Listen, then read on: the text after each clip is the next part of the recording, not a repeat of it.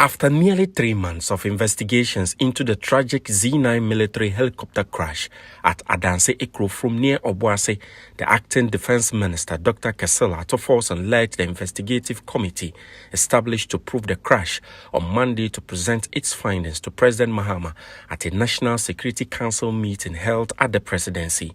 The report, which detailed the circumstances leading to the tragic crash, claiming 8 lives, including the late former defense minister, Dr. Edward Omaniboama, and the Minister of Environment, Science and Technology, Dr. Ibrahim Murtala Muhammad, en route for an anti-illegal mining mission, also provided recommendations to avert further incidents. The aircraft on the day was declared serviceable and duly signed off by both the engineers and the captain.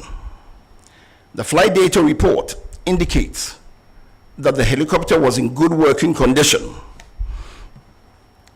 The helicopter, however, did not have some avionic safety enhancements. But what exactly caused the crash? Captain Paul Forjoe, retired, the team's lead investigator, explains. Seconds before impact, the crew stated that they could see the high ground below. So they'd gone over it.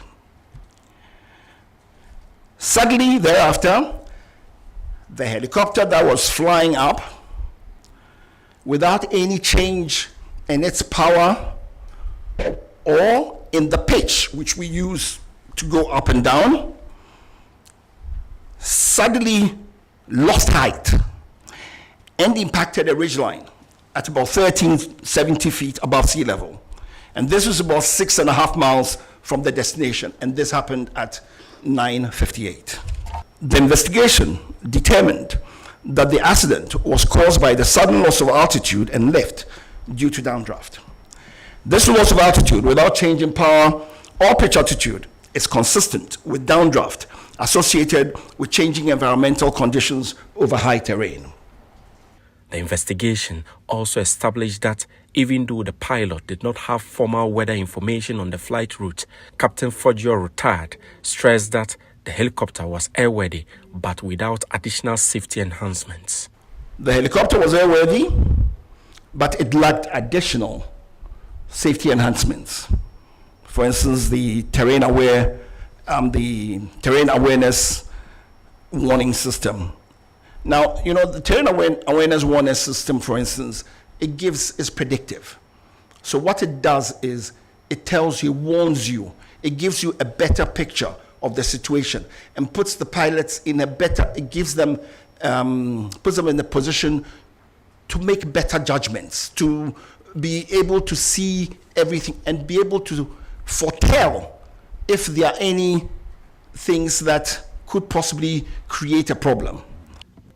However, in response to a critical question of why the pilot did not make an emergency landing to avert the crash, Captain Paul Forjoe, retired, who is also a member of the Aircraft Accident and Incident Investigation and Prevention Bureau of Ghana, said the call remains the pilot's discretion. I would like to presume that when you say emergency landing, you mean a diversion, because an emergency landing is when something goes wrong with the plane, because nothing ever went wrong with the plane.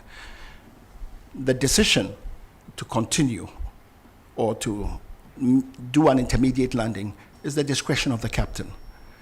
The captain was confident that he didn't need to do it. That is why he didn't do it. Meanwhile, after weeks of technical analysis, visiting the crash site and interviews with external collaborators, the committee also made some transformative recommendations, including the modernization of the Ghana Air Force.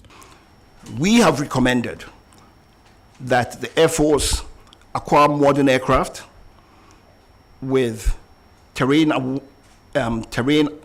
avoidance warning systems and modern navigation systems.